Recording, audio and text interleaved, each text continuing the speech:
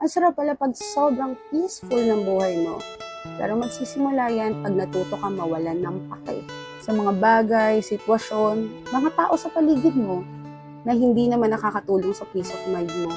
Yung dati apektado ka sa mga masasama o masasakit na salita na sinasabi sa'yo, yung mga negatibong opinion tungkol sa buhay mo, sa itsura mo, sa ugali mo, yun talagang dinidibdib mo. Yung talagang malaking impact sa'yo.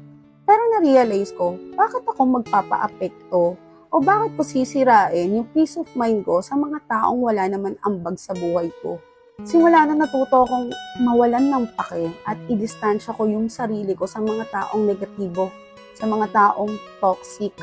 Kaya simula nun, sabi ko, bakit ko sasayangin yung energy ko, yung oras ko sa mga taong toxic na hindi naman nakakatulong sa pang-araw-araw ko. Kaya ngayon, mas nag-focus ako sa goal ko, sa mga tunay kong kaibigan, sa pamilya ko, at sa mga taong totoong nagmamahal sa akin. Masarap lang sa pakiramdam.